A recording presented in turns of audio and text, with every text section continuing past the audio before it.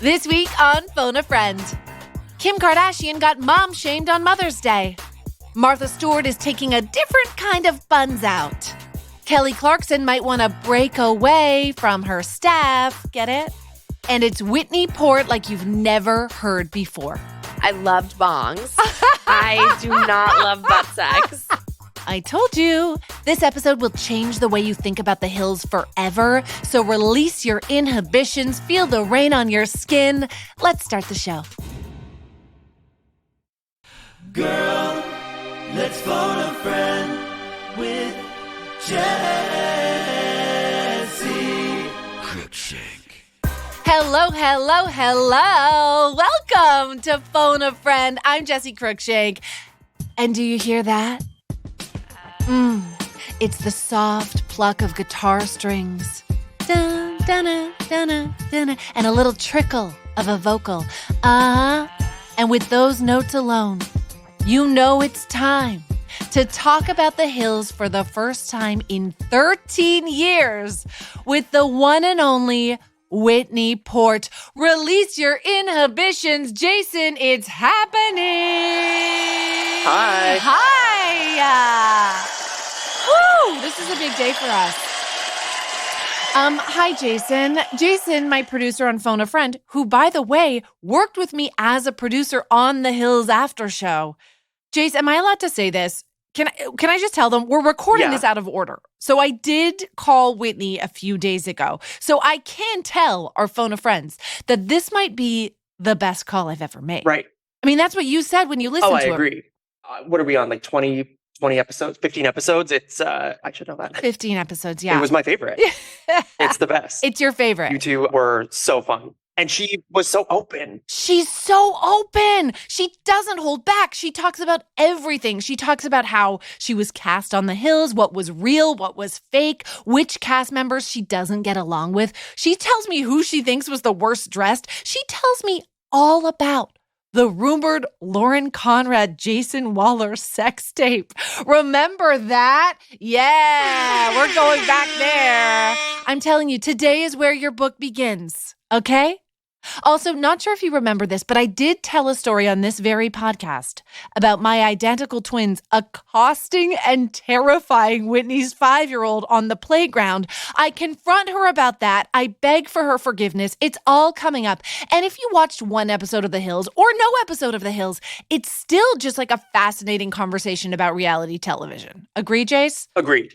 Speaking of which, the season finale of Vanderpump Rules aired last night. And because I am a stan as of a week ago, I popped a bottle of Vanderpump Rosé and watched an OMFG. I am in. Bring on the reunions. Jason, did you also started watching as of a week ago? I'm into it too. Start like season 1, episode 1. Oh my God. You started at the very beginning? My OCD, I had to. Oh my God, good just luck. Just to get the full groundwork. Okay, well, you're going to get to the episode, the finale that I watched last night in like 7.5 years. Right. Let me know when. Can I reveal this? We both started watching last week. We're texting. And Jason, I'm pulling up your text message, Jace. I'm putting... Jason texted me, not me having a huge crush on Tom Sandoval. Oh my God. And just to clarify, Tom Sandoval is the cheater with the little mustache. And to my defense, go ahead. I'm season 1, episode 1, so I don't have the background knowledge yet on his toxic behavior. Jason, you have an entire episode of this podcast that you produced last week to know about the toxic behavior. But okay, I would like Tom Schwartz, I would accept. Tom Sandoval is a hard never for me. Look at us just talking like Vanderpump fans. Yeah. Vander fans. Did you want to move on? Let's move on. How was your Mother's Day? Oh, well, thank you so much for asking. My Mother's Day was great. I made it very clear on this show that the only thing I wanted to do was sleep in.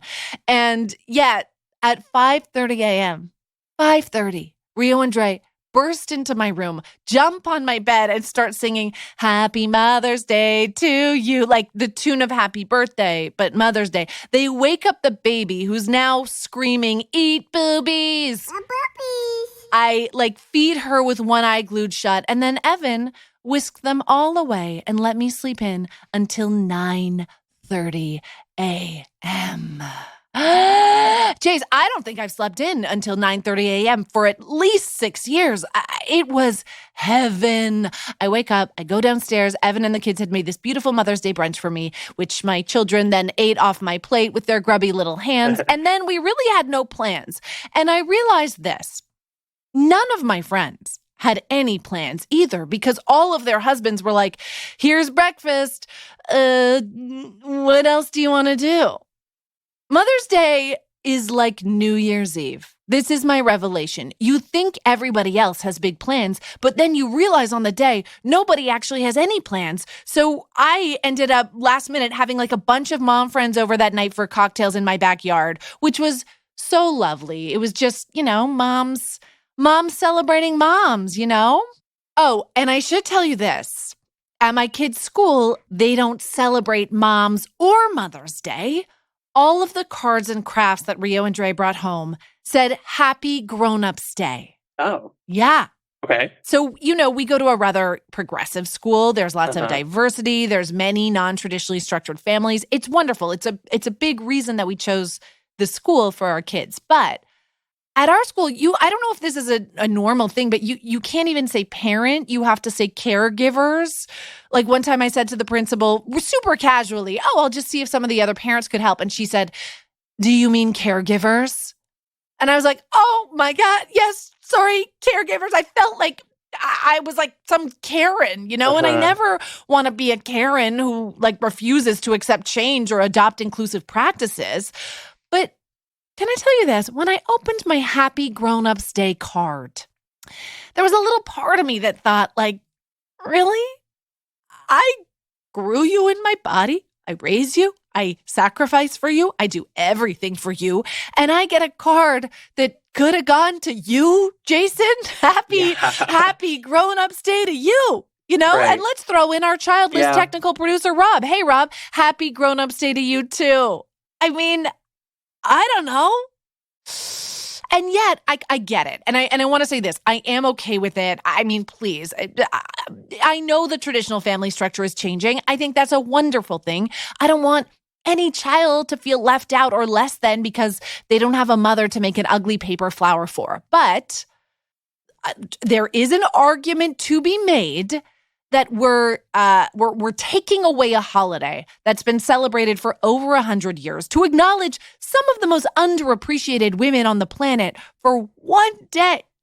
And we're changing it to protect or to shelter kids rather than using it as an opportunity to educate kids, to talk about different family structures and support the kids who might come from a different family background who want to feel included on this particular day.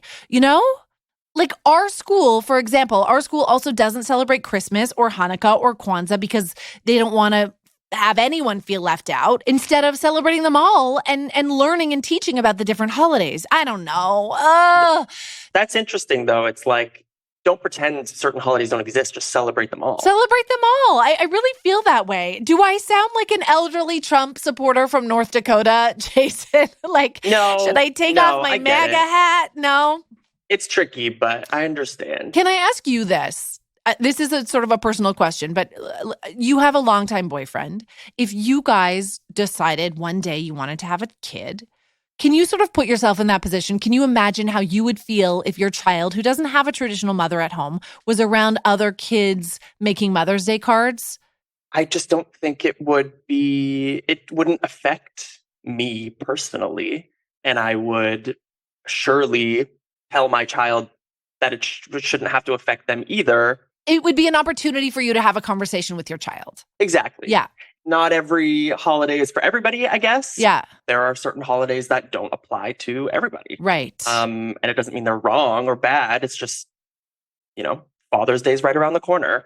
I don't know. This is something I obviously feel very conflicted about. I just consider it a conversation starter. Please write me, slide into my DMs, tell me what you think. I feel like in 5 years, the notion of mothers and fathers is going to be completely eradicated and our kids are just going to call us by our first names. And we're going to look back at this episode. Someone's going to post it and cancel me. So let me just end by saying happy Grown-Ups Day to all of the grown-ups out there. I hope you had a great day being celebrated for being a grown-up. Can I tell you who said fuck Grown-Ups Day? I'm celebrating Mother's Day. Kim Kardashian. It's been a week. It's been a week, yeah. Whew, okay. Kim Kardashian posted an adorable questionnaire that her 5-year-old daughter Chicago filled out called All About My Mom. So, Mother's Day is alive and well in Calabasas. I got the same adorable questionnaire from my 5-year-olds Rio and Dre called All About My Grown-Up. I'm holding it right here in front of me. I'm going to read some highlights from Chicago's answers about her mom, Kim. She said, my mom is 22 years old. My mom is really good at going to the gym. The best thing my mom cooks is, quote, mom doesn't cook, she has a chef. I mean, I just need to pour one out for the teacher who was sitting there writing that down, like while making a teacher's salary. Whoo! And now, let me pull out my All About My Grown-Up questionnaires. Same font, same design. All About My Grown-Up from Rio and Dre. They wrote, my grown-up is 16 years old. Yeah, that's what it says. I am 16 years old. I am 6 years younger than Kim Kardashian, bitches. Which either means I'm radiant and youthful looking, or I've just done a terrible job of educating my children on basic ages of human beings. But I think it's my glow. Okay, my grown-ups' favorite TV show is, can you guess what they wrote, Jason? Cocomelon? Good guess. No, Titanic. Oh. Right? Right. Technically not a show, but absolutely my favorite thing to watch. So nailed that. My grown-up's job is, this one made me nervous, phone a friend. Cool. What? I know. Got a little brand mention right there. Even if the teacher writing this down definitely thinks that I'm unemployed and just likes to call my friends. And finally, my grown-up cooks the best. They wrote waffles. Which I think this is technically the opposite answer from Kim Kardashian's chef. This is just straight up me putting frozen Eggos in the toaster every morning. Right. But I do it well. What my kids did not send me was a selfie-style video, but Kim's 7-year-old son, Saint, did. She posted this, and it caused a huge backlash online because of what he says. Listen to this. I know I'm rude to you a lot. I say you're nothing to me, but you mean the world to me. I love you more than anything.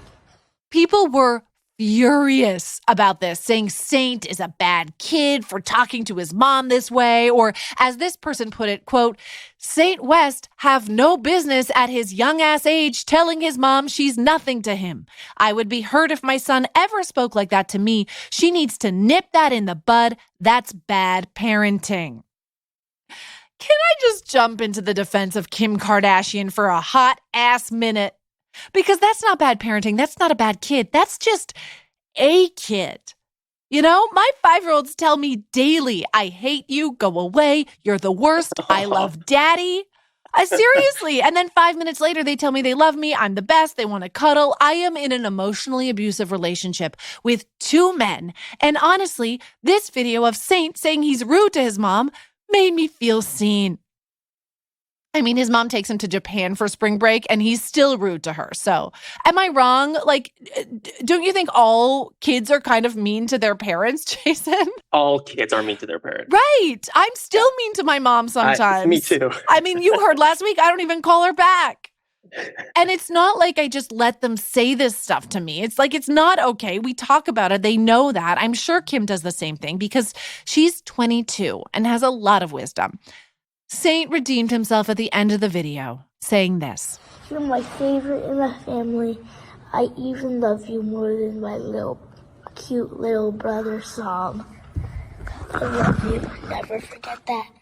Oh, I love that. I also love that he clarified how to pronounce Psalm, and I'll never forget that. And just to conclude this conversation about emotionally abusive children and grown-ups day. Last week, I was FaceTiming with one of my best friends from college. She and her wife just had a baby. And after I hung up, I said to Rio and Dre, did you notice that baby has 2 moms? Families come in all different shapes and sizes. Some kids have 2 moms. Some kids have 2 dads. Some kids just have a mom. Some kids just have a dad. And Rio said, oh, man, I wish I just had a dad. And so, happy grown-ups day to me. And let me tell you, Father's Day damn well better be called Grown-Ups Day Part 2, or I'm going to start a movement, okay? What's next? What's next? Ooh, I'm excited for this. Okay, the 2023 Sports Illustrated Swimsuit Edition came out, and hold on to your muffin trays, because Martha Stewart is on the cover. At 81. She's the oldest person to land the cover of the Sports Illustrated swimsuit issue. I'm going to guess by at least 50 years. Have you seen these photos? It's like she's splashing around in bathing suits in the tropics. She's got a tan and a blowout and an ample bosom. I mean, I am jealous of this 81-year-old bosom. She looks incredible. And I'm pretty sure this is all just a publicity stunt by Sports Illustrated to get dummies like me to talk about their magazine. It clearly worked, and I appreciate the fact that we're celebrating the beauty and accomplishments of an octogenarian. I should also mention Martha is one of 4 cover stars. Megan Fox is also on her own cover, and you know she's out here like, is anyone going to talk about me on the cover? I'm out here dripping wet, nipples out, wearing nothing but chains, and you're all just talking about the senior citizen? I mean, she is pissed. Kim Petras, our friend, Jason Kim Petras, also has a cover. She's the second trans woman to land the cover, along with someone I've never heard of named Brooks Nader. Literally sounds like a leader of the Republican Party, but it is not. It's a woman who doesn't even have a Wikipedia page. I tried looking her up, but when you Google her, it literally just says currently on the cover of Sports Illustrated. So congrats to her. Here's what I sort of like, what keeps me up at night. By age 81, I want to be living my best, carefree, wrinkly life. I want to not care about my sunspots and my loose skin and looking good in a bathing suit. You know, I want to just let all that go and enjoy the golden years of my life in a muumuu. But Martha is still out here sucking it in, all to pose in a swimsuit on the cover of a magazine. Why? She told the Wall Street Journal, quote, usually I'm motivated by pay, but this time I was motivated by showing people that a woman my age can still look and feel good. I love that. I don't love that the central message is that a woman's value, at least in part, is her ability to look great in a swimsuit, even in her 80s. But Martha also clarified that, quote, looking good and feeling good takes a lot of time, effort, and $1 billion insider trading budget. In an interview on the Today Show, she revealed what she did to prepare for the shoot. I didn't starve myself, but I didn't eat any bread or pasta for a couple of months. I went to Pilates every other day, and I live a clean life anyway. Pretty, good diet and good exercise and healthy skincare and all of that stuff. In addition to that, she said she gave up alcohol for 2 months and continued getting regular facials, always wore hats and sunblock, had green juice every day, got a full body wax, a spray tan, took her vitamins, and visited her, quote, very good skin doctors. So she changed everything about herself in order to show people how to feel good in their own skin. And listen, if that's what makes her feel good, do you? Say yes.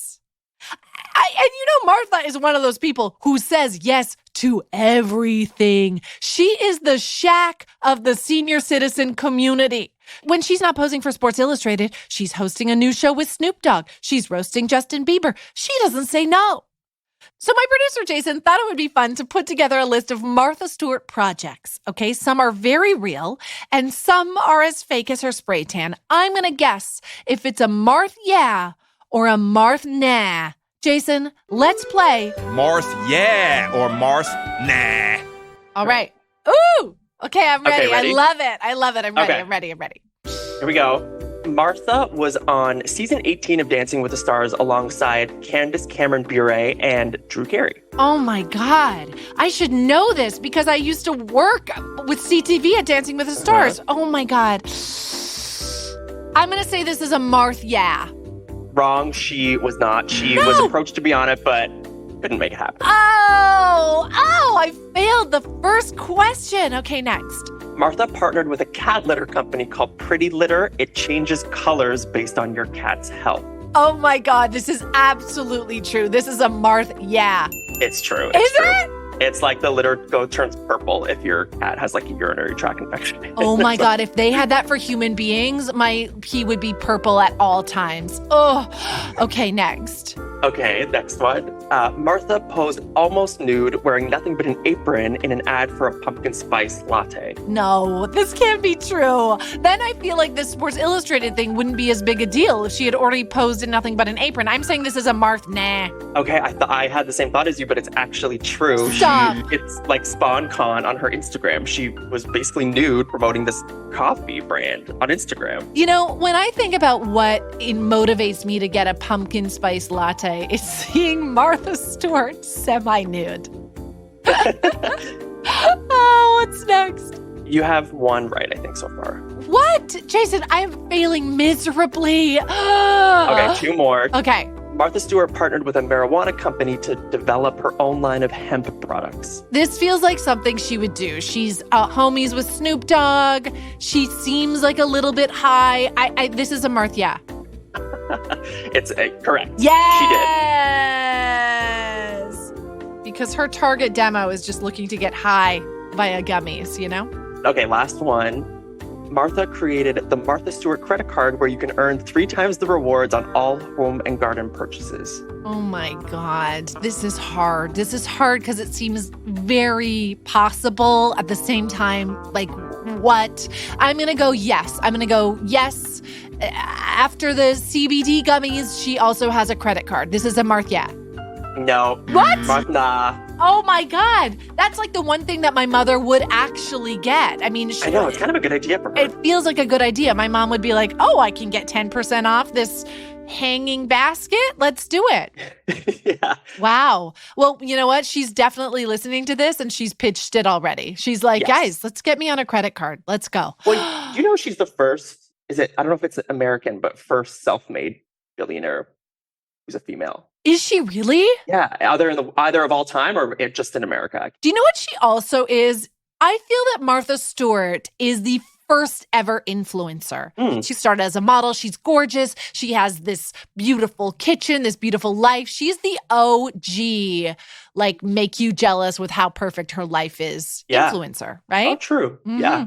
Thank you so much. When I go back to college, that will be my dissertation. And that's how you play Marth, yeah, or Marth, nah. What's Next? What's next? Whew. And now that you all have a mental picture of Martha Stewart at 81 years old, standing nude in nothing but an apron, feels like the right time to tell you to dim the lights and slip into something more comfortable than the leggings and oversized sweatshirt you're probably already wearing. It's time for Calling All Thirsty Moms. Calling all thirsty moms. Disney's remake of The Little Mermaid comes out, and just like I said about the movie Air, I'm absolutely going to see it in theaters, especially now that a first look at the mermen has been released.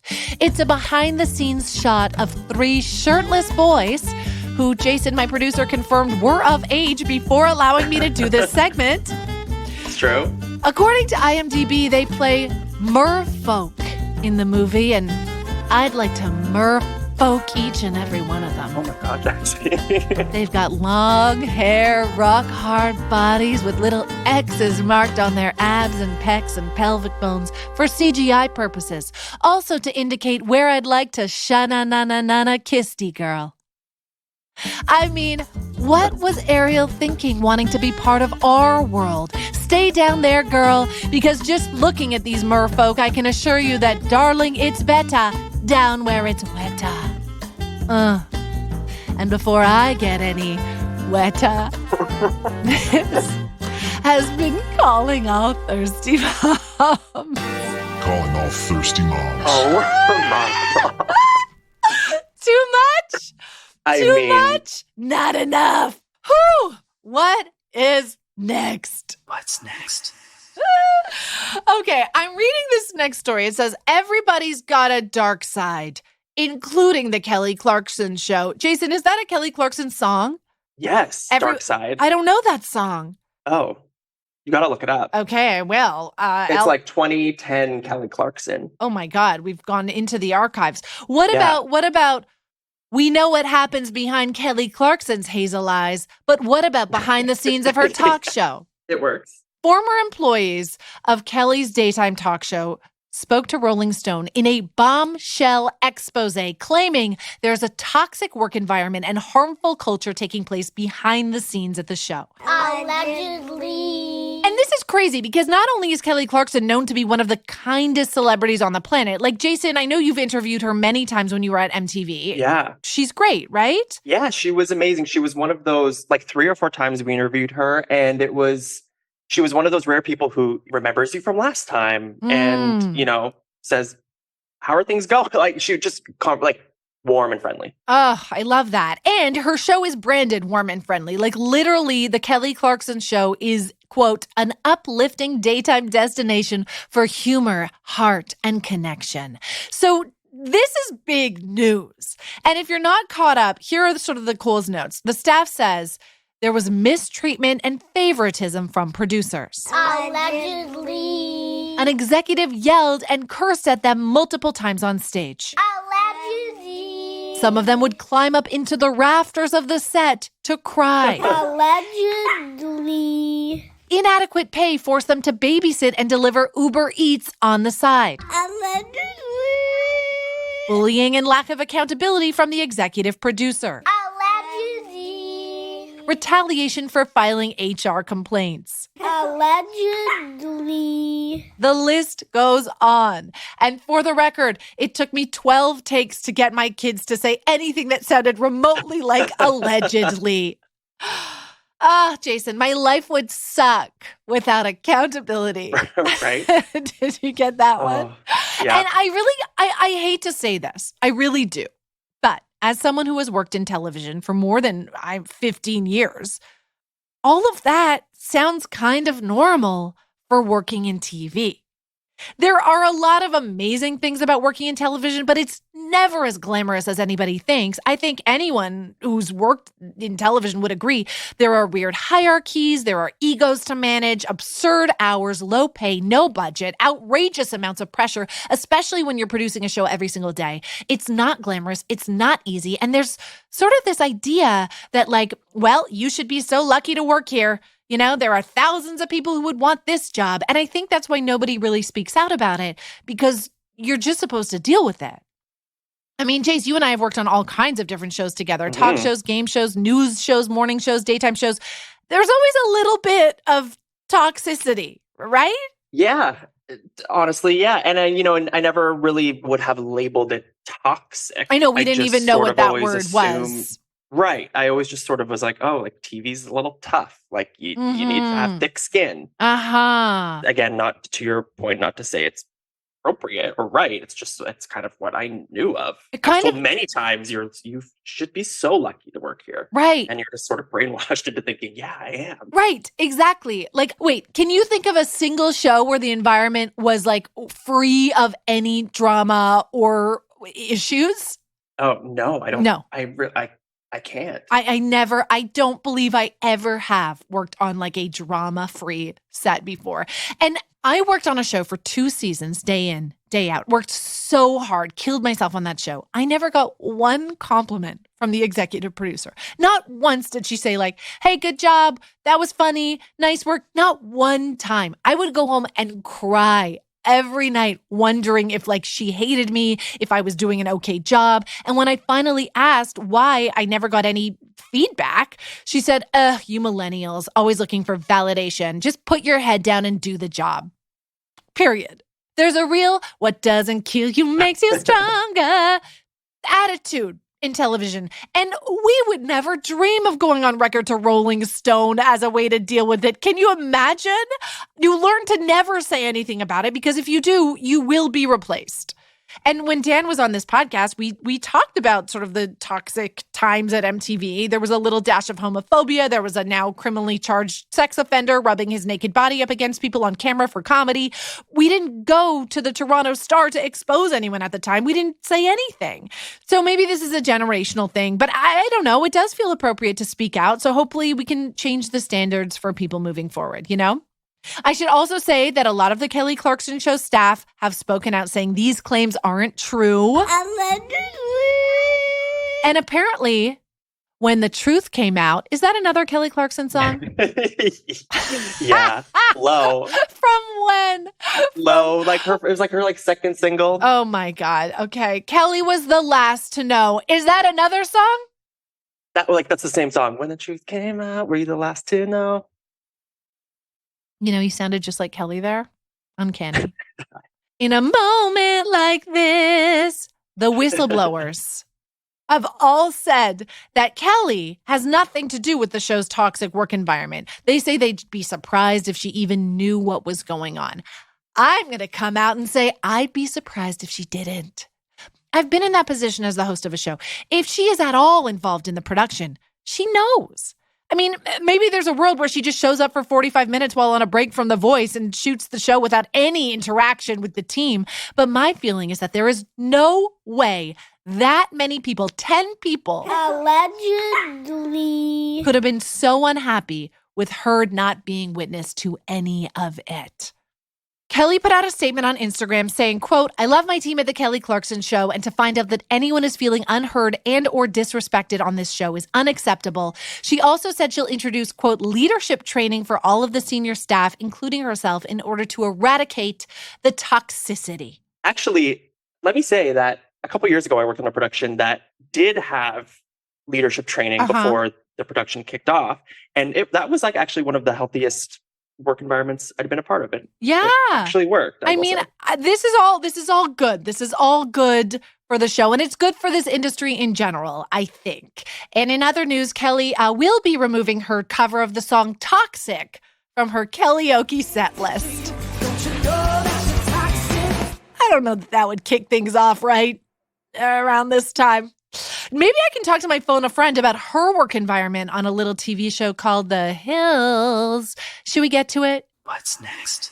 Oh my God, I'm so excited. So last week I called Vanderpump Rules cast member Sheena Shea to explain a reality show I had never watched. Today, I'm calling The Hills star Whitney Port to explain a reality show I watched every week for 5 years. And yet somehow 13 years later, I still have so many questions. It's time to phone a friend. Girl, let's phone a friend. I am calling Whitney Port, star of MTV's The Hills and The City. She's a mom, she's a wife, she has a podcast, a YouTube channel, a clothing line, a merch line, an online store. She's also in the middle of renovating her house and filming all of it. She's very busy, and so I really hope she answers.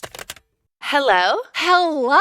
Oh my God, hi! Hi! I'm actually I can't even tell you how happy I am to talk to you. Oh my gosh, same. I feel like it's been way too long, and you are such a pivotal part of the Hills history and what it became. And I just loved you every time we got to come to see you guys and do the after show. We always had the best time. Okay, that was my number one question, which I want to get to, was did you actually like coming to Toronto? I did. Did you really? Oh my God. I felt like everyone there took such good care of us. Everyone was so nice. You and Dan were the loveliest. I loved going. I was totally into it. And also for me, I think at the time the after show was big, and when I remember going there I was coming from New York, so it wasn't difficult for me to get to, and I loved it. Right. You were filming The City around the time where you started. Oh my God. Yes, okay. yes, we have so much to get to. So much to cover. I need to get something out of the way. Okay, first, go. Which is that we live in the same neighborhood. Stop it. We could be doing this in person right We now. should be doing this in This person. is crazanity. It's crazanity. It's Whitney Port. crazanity. We Wait, also this is so have, fun though. Like regardless so of this, fun. like this is so great to know another Valley girl here. I know. And we have 5-year-old boys. I like vaguely remember us being pregnant around the same time. Yes. I feel like the last time I ran into you, you were like coming out of the offices and I was walking in. Yes. But I don't know, like maybe you were pregnant. No, were you pregnant? No. We might have had babies. Okay. But I have to tell you something that occurred on the playground. Tell me. I have 5-year-old identical twin boys. Oh my And, God. like 2 boys with the same face. Oh my God, And that's so nuts. They were once at the park with your child, Sonny. Stop. And they were like, oh, we want to play with him. But they're identical twins. So they like surround him like the fucking Shining. He's like, I think they were like 4 years. He's like, what is going on? He starts crying. No, I know stop. it's your child. I felt Stop. so bad. I had to like pull my boys away, and your husband was there with Sonny, and it was like a whole thing. And I just wanted to apologize and say, will you forgive me? That is so crazy, first of all. Yeah. I feel like, you know how kids have really weirdly good memories? Like, I wonder if I asked Sonny if he remembers that happening, if he remembers like the same person in front of him. I really hope he times doesn't. two. 'Cause if he does, he needs to start therapy immediately. Please. I'm sorry. I apologize that my son like had that kind of reaction. I guess Most like I people never do. have explained to him what identical twins are before. Yeah, no, it's true. And it can be, sometimes they make me cry when they approach. Right. So, will you agree to a play date in the future? Oh my God, please. I would love that. I would love Okay. that. Yeah. Oh my God. So Thank you. fun. Okay, so here's what I want to know from you, because Okay. this happens to me all the time.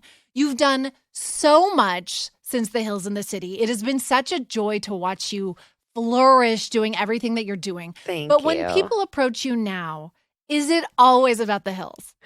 Yeah, it's mostly about The Hills, or most recently about our YouTube channel where we're rewatching The Hills and the City Yes. stuff. So like, yes, that's the biggest thing I ever did, really. Like even Timmy, my husband, like he comes from a TV background. He was a producer, and he's always like, there's no platform like a TV show. Like even Right. social media, where you know like how many followers you have, how many people are engaging with you. There's like a different level of exposure that a TV show does, and Yeah. it really is like your 15 minutes to do the most with, you know? So yeah, I would say it's always like, oh my God, like loved you from The Hills, like are you and Lauren still best friends, you know, or they're like, was it fake? Like those are the two biggest questions I get asked. Oh my God. Well, I'm going to ask you both of those questions today. So thanks for the heads up. Yeah. It's always for me, I'm like, I've done 7,000 things. Million since then, things. Yeah. But it never bothers me. No. Because I feel like I was disconnected from this cultural phenomenon. Because we were sort of a part of it. That we didn't realize how big of a deal it was at the time. 100%. 100%. So I like appreciate it. I do too. I think like it gives me a good perspective on it. And I think that it's like my foundation of my career. And I wouldn't do it right now again, you know? Like I definitely don't want reality TV cameras in my house, nor would my husband even allow it. But Right? but it was like the perfect time in my life to do it, you know? Yeah. Ugh. So let's go back to that perfect time in your life. We are going to talk about Whitney Port 2023. No, who yes. is Whitney Port Rosenman. Yes. BT dubs. Yes. But first, we're going to go back. The year is 2006. Okay. Jen Bunny is stealing our boyfriends.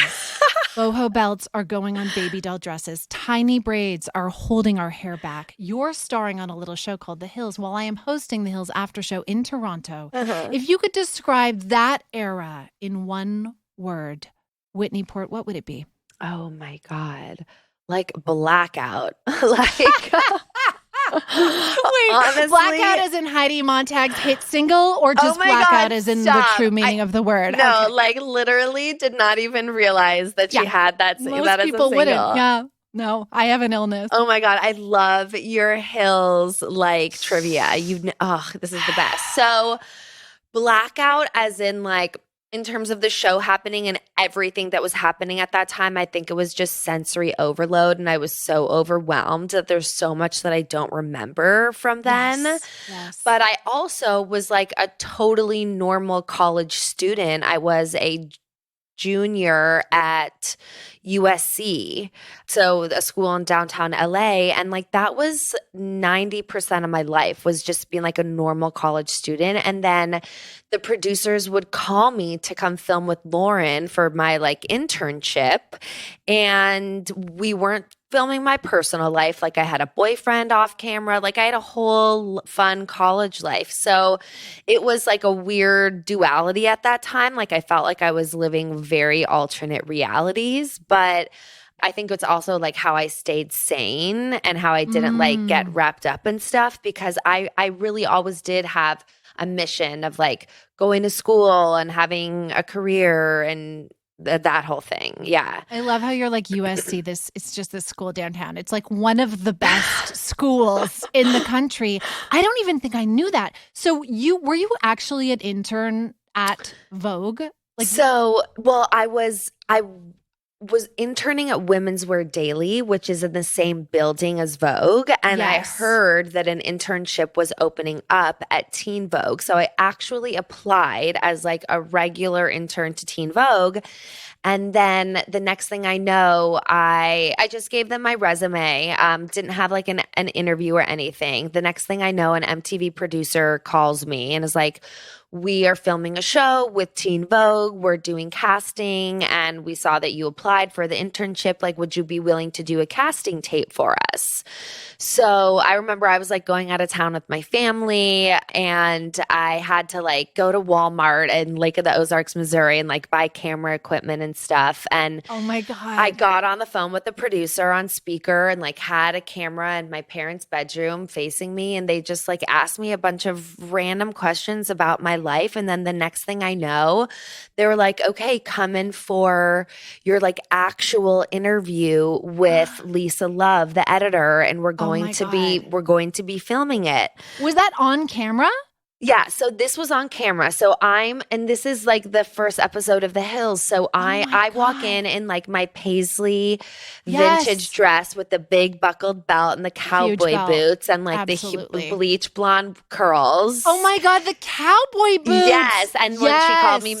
matchy. So that was my first ever day of filming. And so I'm walking in, there's like I'm understanding I'm filming a show at this Right. point. Like a producer is calling me and telling me where to meet and when to walk in and I'm getting mic'd and the whole thing. But I'm sitting in the waiting room and Lauren Conrad walks in and I know who she is because I had watched Laguna Beach. And then it was like that moment for me where I realized that I was filming her spinoff show. Oh And my God. yeah, like I was just told I was like interviewing for this position where if I got the job, I still didn't even know if I was getting the job at Teen Vogue, but that I was interviewing for this job at Teen Vogue. And it was this TV show was going to be about girls living in Los Angeles, doing various things. One was going to be in music, one was going to be in nightlife.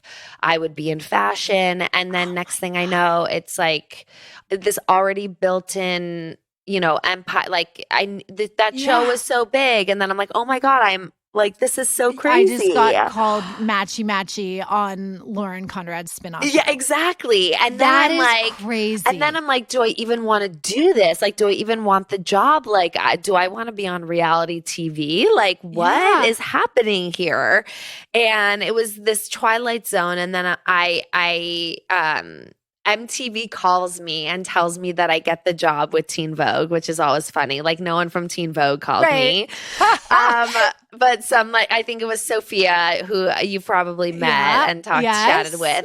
She calls, she's like, you got the job. Like MTV will be in touch with like details and everything, but you got the job. And then that's how it all started. So were you like, did I get the job at Teen Vogue or did I get the job on it? Like what? Yeah. Where's the line? So then I slowly realized that I wasn't really needed at Teen Vogue. Like I wasn't being called in by them, but I was being called in by MTV. And that's just then the relationship that became established. We got to work and there was always a storyline that was the reason why we were there, working together, was so that it was like a backdrop for her to tell me what was going on in her life. But we were given just like random tasks when we showed up. Yeah. Oh my God. Yeah. Okay, so now that really brings us to the question of like,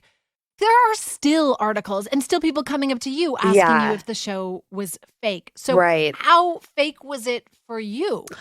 I mean, there were aspects of it that were very, very produced. And like, I don't even like to use the word fake because I don't want to, I don't know. Yeah. It's like, I don't like it for that for some reason. It makes it feel like we were like all, because we weren't. Like there was so much real shit that was actually happening, but what we had to do was like relive it and talk about it more than we would normally and care about it more than we normally would. And then people's behaviors were changing because we were on TV shows. So like natural drama obviously happens. But in terms of me showing up to film and stuff, it was a lot of, if there was real stuff going on that they would really want to cover it, but if there wasn't, they were always trying to figure out like what they could follow as a storyline, like I was single and they were like, oh, it would be fun to like see you on a date. And so they set up like a date with Jared, the trainer, which like I normally would never go on a date with him, honestly. Like, no offense. He's just not my type. And so then they would like create those kind of scenarios. But, all that, I always feel like I wasn't on the inside, but like I know that the stuff with Lauren and Heidi was like really happening and that beef was real. And, but yeah, a lot was just like magnified. Well, that's how I felt too, because on the after show, we would get unfinished versions of the episodes early. Yeah. And there would always be like temp producer voiceovers in places where you guys would come in and revoice. Have to do like, yes. It was mostly like to craft a story, right? Exactly. It would be like a raspy man in the middle of a scene with you and Lauren pretending to be you saying like, wow, Lauren, you should have gone to Paris. Yeah, exactly. And then in the final episode, it would be you saying that. Like, so wow, Lauren, you should have gone to Paris. Yeah, like we had every single week we would have to go for VOs to like a random recording studio and do lines. And then that was like a whole other negotiation because you knew that they were popping them in there for a reason to like fill in certain gaps. And so that was also like, I always say the hardest part about filming the show was just like the manipulation and the having to maneuver and deal with the producers about how you were going to be edited, because you just, it's like you knew what you were signing up for. You knew that you were on a reality show. Like you had to be game for so much, but it was always so hard for me because I just never wanted my words to be twisted. I just hated that part of it. But you somehow, so people always ask me, my questions I get are like, who was the nicest in the cast? People always want to know. And I always say it was you. And that's like no offense to anyone else. Well, maybe some of them. But you were like truly so down to earth. Thank you. So kind. I always felt like, does she even want to be on TV? Like she's such a real person, right? Yeah, it was. I didn't. Like I never liked filming. Honestly, it sucks because I don't regret it for a second. Like if I had the opportunity, if I was in the same position, I would do it all over again. But being on camera definitely like didn't come super natural to me. Like I didn't really, it wasn't like I was trying to be discovered or like it was just the right place at the right time. And I think that I ended up getting comfortable. Like there was a little bit of something in me that was a performer growing up. Like when I was in elementary school, I was always on like the student council and was like the president of my school in elementary school. And then like I was a dancer. And so I always had like a little bit of a performative quality in me. But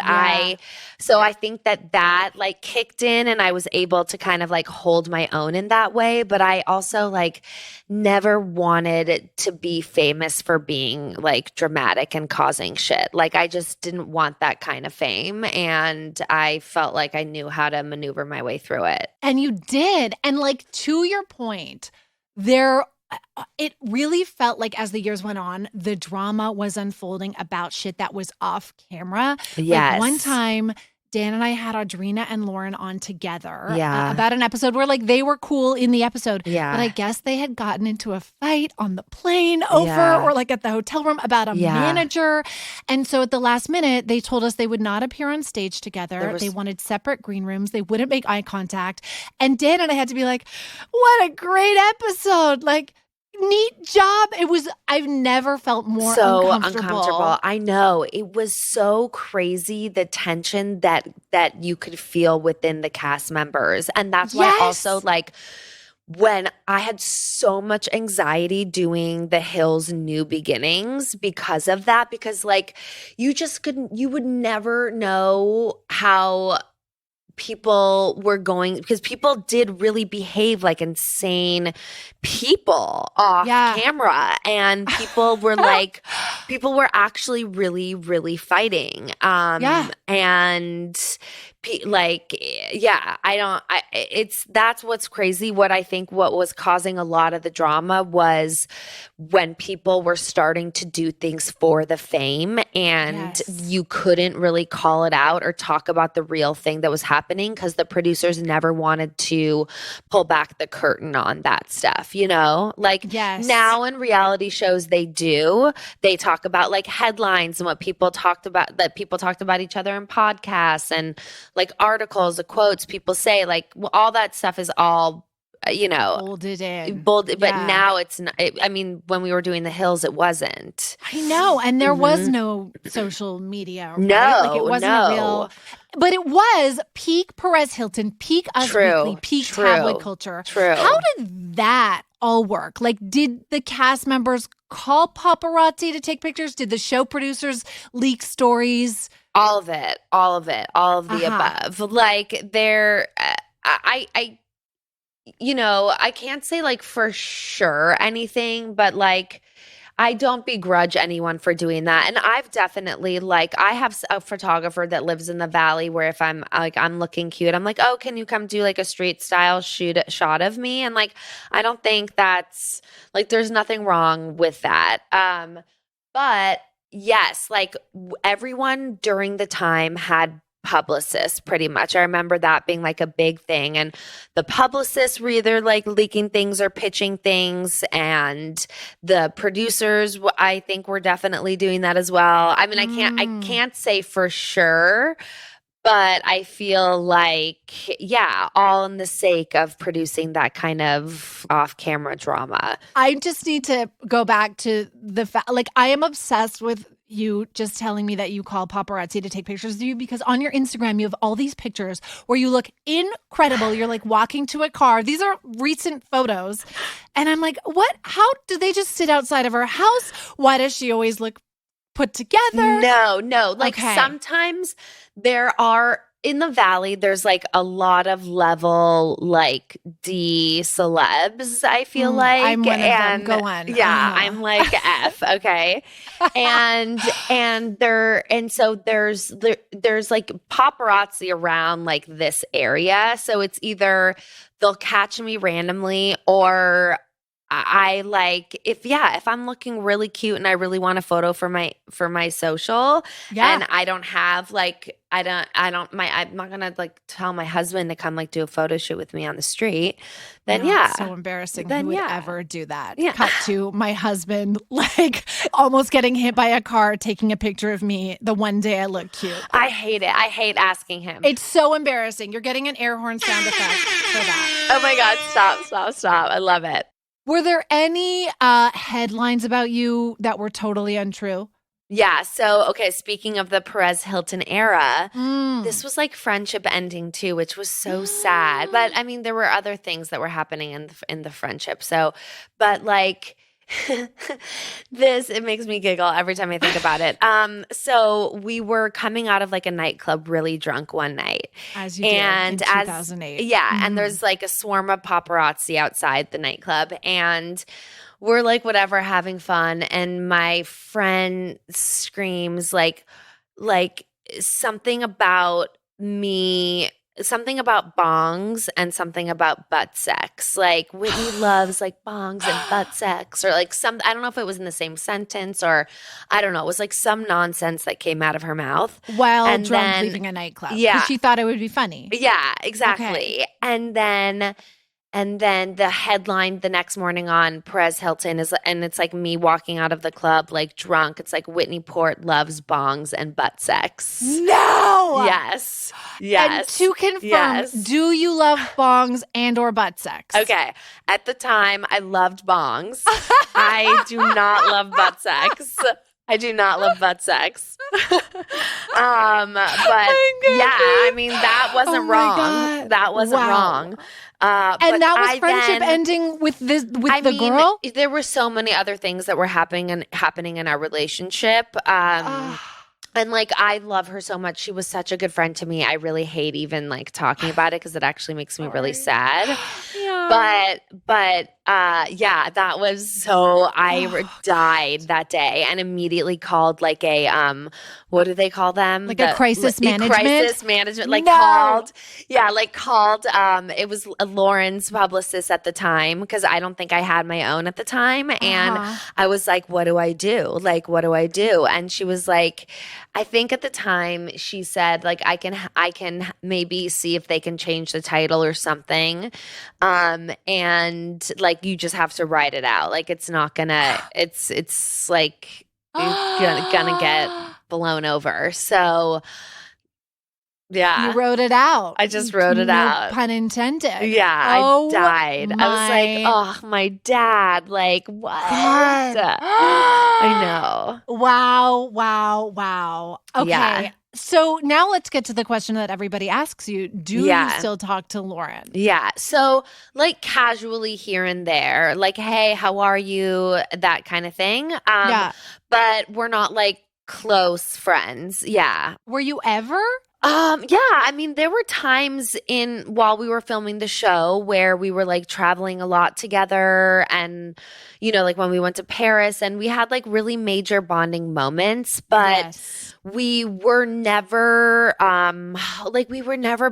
best friends, you know? I think like for me, honestly, I kind of kept my guard up a little bit because I didn't really at the time want to be so involved on the show.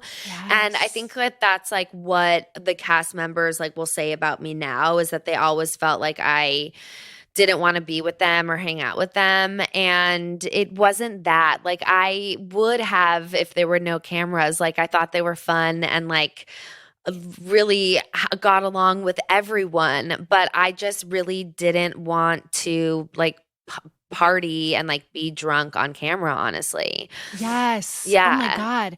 Do you know this is like a full footnote, but I was in the Bahamas covering the Miss Universe pageant when Heidi Montag performed Stop. at said Miss Universe pageant. And her and Spencer found me and were like, come clubbing with us tonight. Yeah. And I was like, oh, that's hilarious. Okay. Yeah, 100%. So I go at like 1 a.m. after the performance. I show up. Everyone is drinking. Yeah. And they said to me, well, where are your cameras? And I was like, oh, I thought you just invited me. And they were like, no, go get your crew. So I was like, okay. So I knock on the doors of my poor, like middle-aged men who were there to film this thing with me, wake them up, drag them to the nightclub. No. Oh, yes. And Heidi and Spencer were like making out and doing shots and grinding on each other for my cameras. Whatever happened with that footage? Oh, it's on YouTube. Oh, it is. There is a my lap God. dance that people will still send me that I don't know how to take down. Oh my But like, God. it felt to me like they couldn't do. First of all, I was offended because I thought they wanted to hang out with me. with you. No, I know. and they didn't want to do anything tricky. not on camera. Yeah. That's crazy. Well, I'm curious about when you decided to do the Hills New Beginnings because I don't think Dan and I have ever talked about this publicly, but we had a conversation about coming back and doing the after show. We obviously did not. What made you decide to go back? I think that I was just like, this is just continually good exposure for me. You know, like I know that Timmy's not going to be on it and they're not really going to show what's going on here at home. So if I can kind of play the role that I played on the Hills, like be the friend or whatever it was, like that, I thought that worked for me. So I did that. And then it was okay, but like some stuff happened and like got misunderstood. And then Spencer like blocked me and got mad at me. And that was like traumatic for me because I became I'm not used to that kind of confrontation with him. Yes. And he, I just didn't like it. It really didn't feel good. And there was like one night of filming where they like went off on me and I was like, oh my God, I don't want to do this again. And then the second season came back around and like I was considering it and then COVID happened and then I was like, oh, I really don't want to do this anymore. And so they continued to film during COVID and I just didn't do it.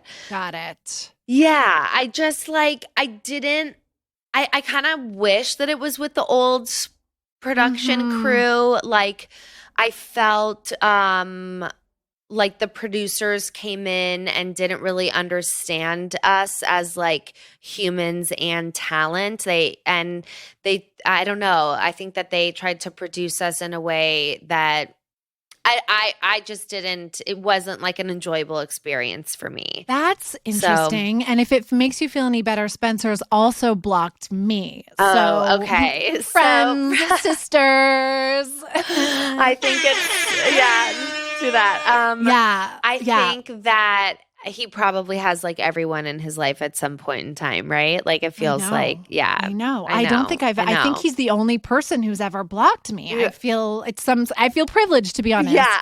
I just want to see if you'll spill the city or run for the hills. Thank you. With a little game called Will Wit Admit or Omit? Will wit admit or omit? Thank you again. I'm going to ask you 3 controversial questions about the Hills. You have to answer 2 of them openly and honestly. Okay. You can only omit one of them. Are you ready? Ready. Fuck, marry, kill, Spencer Pratt, Justin Bobby, Brody Jenner. Okay. Fuck Brody, marry Justin Bobby, kill Spencer. I mean, the killing is obvious, but it's between the fucking and marrying that you really... Yeah, I just feel like Justin and I've always gotten along so well with Justin, and like we laugh because we always like our birthdays are around each other, and I don't even know anything about astrology, but we have like an inside thing about us being Pisces and like sensitive. And he's, I really like, I think he's so sweet. So So I have like a special connection with him. I love that. Was there Yeah. also a Bong related connection? No, honestly, I never did drugs with any of them. Okay, question number drink. 2. Yeah. Okay. You had the best style of the girls on the hills. Who had the worst? Oh my God. I would probably say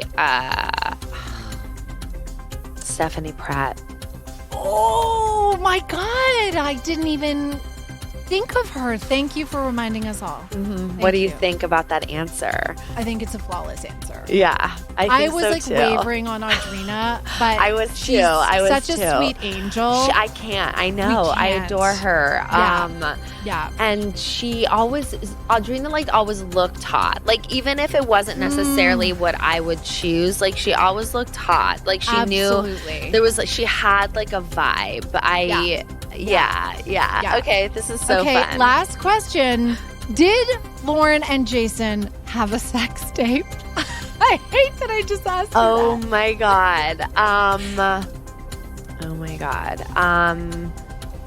I would probably say And that, ladies and gentlemen, is called a cliffhanger. Whitney Port, everybody. See what we did there? I know. I'm sorry. I hate myself. But we talked for so long, and she shared so much, and her answer to that question about the alleged sex tape is so unexpected. You have to come back next week for part 2 with Whitney Port, where she reveals so much more, like how she met her husband. Timmy basically gave me an ultimatum. Which cast member from the city scared her? I too, with her, was guarded because I think I was a little bit nervous of what this was going to be. What Hills era trend she hopes never comes back? No, Done. no. Done. That's not the proportion I feel that works best for people. And whether or not the sex tape is real. I could see myself doing something like that at that age. She's a truth teller. I'm a truth teller. You are a truth teller.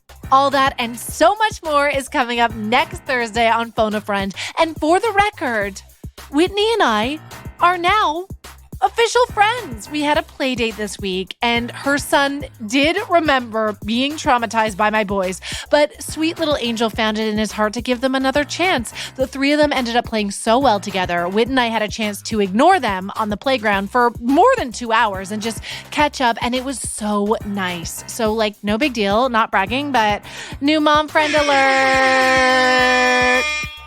That is a big deal. It's hard to find cool mom friends. I'm just truly so happy we reconnected, and there is so much more to come next week. But first, after the break, a caller reveals intimate details about her back tattoo, and I reveal intimate details about my husband's tattoo dedicated to me. I'm checking my voicemail next. Commercial break.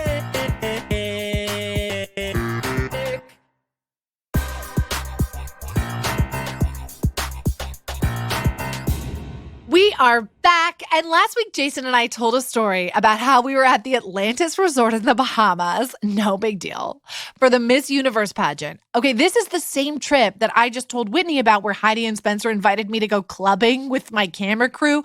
On this same trip, I interviewed then owner of Miss Universe, Donald Trump. And even more historical, the same trip that we saw a large man in front of us in line for the Lazy River inner tube water slide with a massive back tattoo that said Florida. At least I thought it said Florida until Jason told me that it said Flo Rida because the man was Flo Rida. And I guess we didn't tell the story very well, Jason, because this phone a friend had serious questions. Let's check my voicemail. Check your voicemail. Hi, Jessi. This is Haley calling from Calgary. I was just watching your Instagram story feed, and I saw a picture of the Flo Rida tattoo. And I just have to tell you that until that very moment, the way that I understood the story that you told in the last episode of your podcast about seeing that tattoo and thinking it was Florida was that it was just some random person who had Flo Rida tattooed on their back. I had no idea that it was actual Flo Rida, the rapper, singer, whatever you want to call him. And that led me to wonder, if you were to get a giant back tattoo, what would you get? I unfortunately made the mistake of having a Pegasus unicorn tattooed on my back when I turned 18. So assuming you didn't make that same mistake, what horrendous back tattoo would you get? Thanks. Love your show. Bye. Oh my God. Haley from Calgary with the Pegasus unicorn back piece. First of all, really sorry for the confusion. Yes, we were in line for a water slide behind Flo Rida, like actual apple-bottom jeans boots with the fur, Flo Rida. Hard for him to stay anonymous when you have your name tattooed across your back, you know? It was not just like a random man in line in front of us with a large-scale Flo Rida tattoo on his back. But I guarantee you that man exists. You know, there is someone out there who just really connected with Right Round featuring Kesha and got Flo Rida tattooed across his back. Footnote, this weekend, inspired by my own podcast, I started banging Flo Rida essentials, Jason, and may I just say, goddamn, my house is a jam. Oh, yeah. I forgot about that one. Thank you. My friends from Toronto came to stay in our guest house for the weekend, and when they walked in, I literally ran out with the speaker playing this.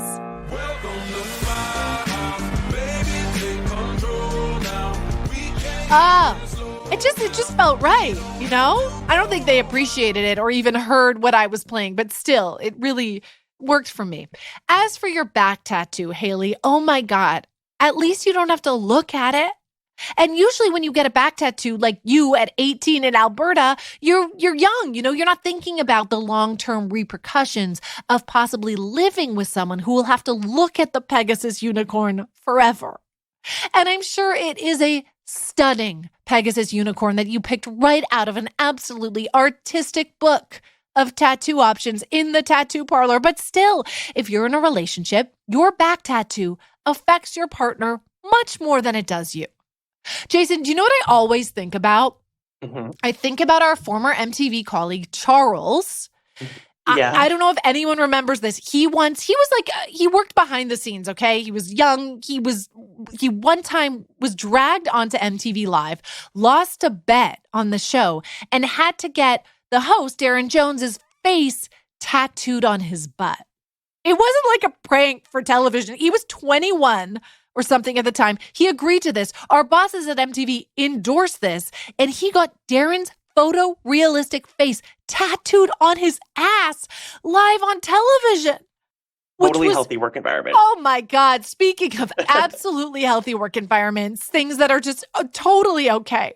Like that man has a lifelong ass tattoo of another man's face. He's going to have to explain that to his kids if he has them one day, to his spouse one day. I mean, I cannot. But to answer your very valid and important questions, Haley, if I were to get a giant back tattoo, what would I get? Have you thought about this, Jason? Oh, we decided you're getting Gwyneth Paltrow. Right. Yeah. Okay, I feel like I would get... It's tough. I think I could get Crookshank, just all caps across my back, Flo Rida style. That way I don't have to like spell it out every time, you know, at the bank. I could just turn around and take off my top. Easy. Yeah. Easy. And you will always know it's me when I'm in line for the lazy river. Or, you know who else has a super cute tattoo? David Beckham has a tattoo of like a little stick figure and a heart that his daughter drew. So I feel like maybe I could just get my kids to design my back piece. And then, you know, I don't have to put every single piece of their art up all over my house to make them feel validated. You know, I can just take my top off instead. You're such a great artist, honey. Look. I also don't have any tattoos because I could never commit to having something on me forever. I changed my outfit twice before recording this podcast. I can't even commit to a look that literally no one will see. And so I can't understand the people who just go out and like get tattoos because they feel like it. I am married to one of them. And when Evan and I were dating, we were living together. So we were serious, but we weren't engaged. He went out with friends and came home one night with a giant J tattooed on the back of his arm for me? And Wow. like, maybe, I feel like that would be the reaction of a lot of people, just like, wow, Yeah. flattered. No, Jason, I was horrified. I was no. why did you get that? Why didn't you ask me? What if we break up? I felt trapped by this tattoo. That tattoo trapped me into getting married and having 3 kids with this person. And now I'm getting said kids to design my back tattoo. We've really come full circle here. I want to say a huge thanks to Haley from Calgary and your Pegasus unicorn for your message. And with that, what should we end on, Jay? Do we go classic Flo Rida or do we go Natasha Bedingfield's Unwritten? Not Heidi's Blackout. Oh, or do we Is go that an Heidi's option? Blackout? Unwritten feels right. Unwritten feels right because you know what? The rest is still unwritten. Huge thank you to Whitney Port. So much more with her next week. She has shocking revelations. I mean, you won't believe how and where she met her husband, what she thinks of Olivia Palermo, and her answer about the Lauren Conrad sex tape really is worth waiting for. Thank you so much for listening. Thank you, as always, for leaving us 5 stars and reviewing this show. It really means so much to us. Jason, you mean so much to me. Thank you, grown up. Oh my God, it is an honor to be your grown-up and to work together in this very supportive, inclusive, non-toxic work environment. Would you agree? Yes. Rob, our technical producer, if you agree, turn the music up. Feel the rain on your skin. See, a positive, inclusive work environment all around. Let's talk next week. Bye, Jace. Bye. Bye. Phone a Friend was created by our mommy, Jessi Clarkson. The executive producers are Jessi Clarkson and Jason Yanda. The technical producer is Rob Parrott. The amazing theme song and sexy interludes are by Jay Malinowski from Bedouin Soundclash. Phone a Friend is part of the Acast Creator Network. Credits are by us, Ray Gatika and Rio Gatika. We're her kids. That's crazy, right? Wow, you're still listening? Okay, see you next week.